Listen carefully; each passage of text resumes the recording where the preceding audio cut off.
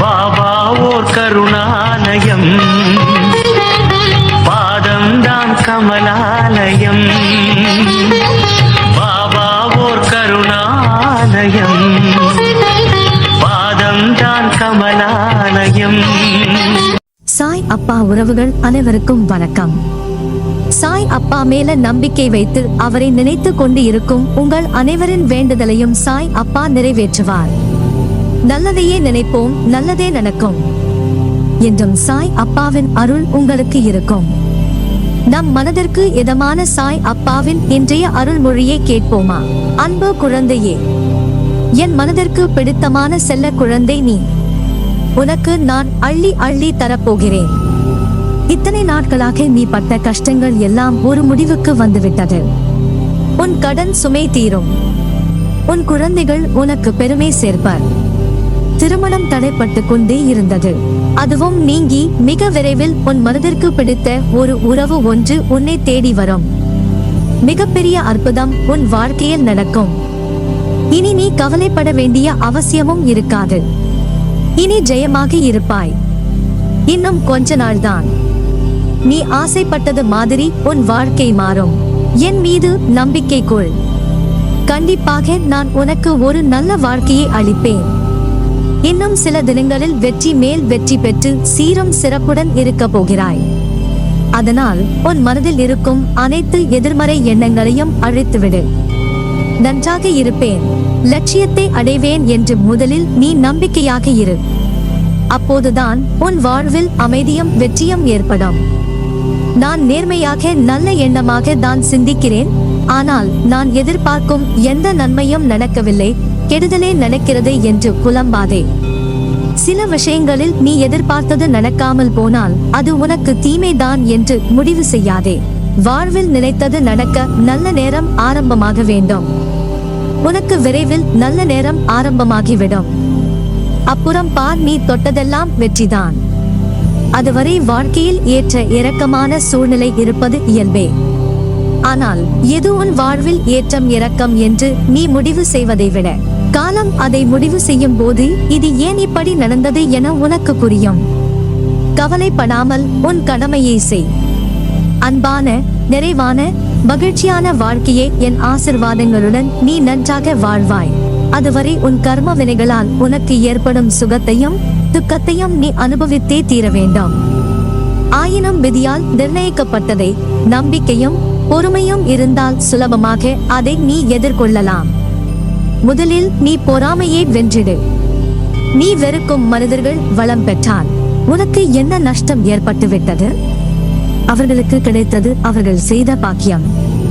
உனக்கும் கிடைக்கும் அவர்களை விட இரட்டிப்பு மடங்காக. அதனால் மற்றவர்களை கண்டு நீ எப்போதும் பொறாமை கொள்ளாதே. நீ உனது கடமையை மட்டும் செய். உனக்கு தேவையான அனைத்தையும் வழங்குவது என் பொறுப்பு. அதை கண்டிப்பாக தருவேன். கேடு செய்த அவர்களுக்கு நல்லது நடக்கிறது என்று பொறாமை கொள்கிறாய். அவர்களுக்கு அவர்களுடைய கர்ம பலன்களால் கிட்டியது. அவர்களை போன்று பதவி, அதிகாரம், பணம், செல்வாக்கு உனக்கு கிடைக்க வேண்டும் என்று எண்ணுவதால் உன்னை தேடி வரும் நல்லதை நீ தவற விடுகிறாய். ஒன்றை புரிந்து கொள் குழந்தாய், எல்லோரும் ஒரே மாதிரி வாழ முடியாது. அவரவருடைய கர்மவினைகளின் படி அது மாறுபடும். உனக்கான நல்லதை யாராலும் தடுக்க முடியாது. உலகில் நிறைய பேர் உன்னை விட மிகவும் துயரங்களை அனுபவித்து வருகின்றனர். இருப்பதை வைத்து நீ மகிழ். உனக்கும் நலம் கிட்டும். நாமும் பாக்கியசாலிகள், நலம் பெறுவதற்கு முயற்சி மேற்கொள்வோம் என்ற எண்ணத்தை வளர்த்து கொள்ள வேண்டும். ஒன்றை இழந்தால் அதை விட சிறந்த ஒன்று உன்னிடம் வந்து சேரும். நீ இழந்தது உனக்கு நல்லதல்ல என்பதை காலம் நிச்சயம் ஒரு நாள் உனக்கு சுட்டி காட்டும். ஏமாற்றங்கள், விரக்தி என எதிர்மறையாய் உன்னை சூழ்கின்றது என்று நினைக்கிறாயா? கவலை கொள்ளாதே, இருளில் இருந்துதான் உதயம் பிறக்கும். அதை போலவே பௌர்ணமி, அமாவாசை என இரண்டுமே உலக மனிதனின் வாழ்க்கையை சொல்லும் மிக பெரிய உதாரணம். பௌர்ணமியில் இருந்து அமாவாசை வருகிறதா அல்லது அமாவாசையில் இருந்து பௌர்ணமியா என்று நிர்ணயித்து சொல்ல முடியாது. இரண்டுமே ஒரே கால கணக்குதான், வளர்ப்பிறை தேய்பிறை என்று. அவற்றை போலவே மனிதன் முன்னேறுகிற காலமும் இருக்கும், சரிக்கின்ற காலமும் இருக்கும். இரண்டும் காலங்கள் நிர்ணயிக்கப்பட்ட விதி. அதுதான் உன் வாழ்க்கையில் நடக்கிறது. உன் வலிகள் கண்டும் நான் எப்படி அதை எடுத்துக் கொள்ளாமல் இருப்பேன்? எல்லாம் நன்மைக்கே என்று நம்பு. உன் நம்பிக்கையும் பொறுமையும் தான் வாழ்க்கையை வெற்றி என்னும் திசையில் பயணிக்க வைக்கும். உன்னை சூழ்ந்துள்ள துயரங்களையும் சூழ்ச்சிகளையும் எதிர்த்து அதை தகர்க்க செயல்பட்டால் அதற்கு பெயர்தான் தைரியம். அதை மனதில் கொண்டு தைரியமுடைய ஆத்மாவாக எந்த சூழ்நிலையிலேயும் எதிர்கொள்ளும் மன வலிமையையும் நம்பிக்கையையும் வளர்த்துக்கொள். அதற்காக அந்த தைரியத்துடன் உன்னுள் இருக்கும் கோபம், விரக்தி, ஏமாற்றம் ஆகியவற்றால் உன் மனம் காட்டும் தீய எண்ணங்கள் வழியில் செல்ல நினைக்க கூடாது. அது உன்னை அழித்துவிடும். நீ யாரையும் பழி வாங்க வேண்டிய அவசியம் இல்லை. அவரவருக்கு உரியவனை பயன் அவளை போய் சேரும். நீ செய்யும் ஒவ்வொரு காரியமும் எனக்கு தெரியாமல் நடக்காது. எதையும் பொறுக்க முடியாமல் மனதில் தேவையற்ற கோணல் சிந்தனைகளை அசை போடுகின்றாய். முதலில் அந்த மனக்குப்பைகளை மூட்டை கட்டி தூக்கி எறிந்துவிடு. அப்பொழுதுதான் உன்னால் உன் லட்சியத்தை பற்றியும் உன் வளர்ச்சியை பற்றியும் சிந்திக்க முடியும். கவலைப்பட்டது போதும் குழந்தையே. இனி உன் வாழ்வில் அற்புதங்கள் நிகழ்வதற்கான காலகட்டத்தை நீ நெருங்கிவிட்டாய். அதுவரை சற்று பொறுமையாக இரு. எல்லாம் நல்லதாகவே நடக்கும். பல ஏமாற்றங்களால் நீ மனம் வருந்துகிறாய். வருந்தாதே. இவ்வுலகில் ஏமாறாதவர்களே கிடையாது. ஏதோ ஒரு சூழ்நிலையில் யாரோ ஒருவர் இன்னொருவரை ஏமாற்றிக் கொண்டுதான் இருக்கிறார்கள். எல்லாவற்றிற்கும் உனக்கு நிச்சயம் பதில் கிடைக்கும்.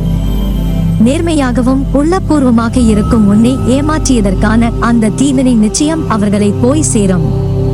அறியா பருவ காலத்தில் உன் சக்திக்கு மீறிய விஷயங்களை தைரியமாக எதிர்கொண்டதைப் போலவே இப்போதும் எதிர்காலத்தை பற்றி அறியாத நிலையில் உள்ள போதும் தைரியமாக எதிர்கொள்ள வேண்டும். முன்பிருந்த அதே தைரியத்தை வளர்த்து கொண்டு பிரச்சனையை எதிர்கொள்ள முடியும். தொடர்ந்து முன்னேறு. எங்கு போனாலும் நம்பிக்கையும் திடமான அர்ப்பணிப்பும் இருந்தால்தான் நினைத்ததை சாதிக்க நம்மால் முடியும். நீ நிச்சயம் முன்னேறுவாய். உன் மனதில் எதிர்காலத்தை பற்றிய பயம் இருந்தால் அதை தூக்கி எறிந்துவிடு. என்னை நினை, பொறுமையோடு என்னை நம்பு. என் மேல் நீ கொண்ட நம்பிக்கையும் பொறுமையும் உன்னை எப்போதும் காக்கும். நான் உங்களை மறக்க இயலாது.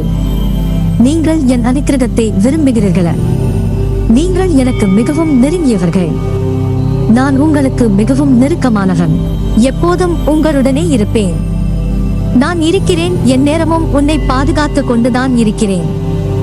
நல்லதே நடக்கும். நீ என் பரிபூரண அருளும் ஆசிர்வாதமும் அன்பும் பெற்ற என் பிள்ளை.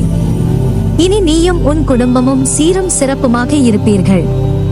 உன் கஷ்டங்கள் எல்லாம் தீர்ந்து நீ இனி வெற்றி மேல் வெற்றி பெற்று ஜெயமாக வாழ்வாய். இனி நீ கவலைப்பட வேண்டிய அவசியமே இருக்காது. நிச்சயம் நீ சந்தோஷமாக வாழ்வாய். ஏனென்றால் நீ என் அன்பும் ஆசீர்வாதமும் பெற்ற என் செல்லப்பிள்ளை.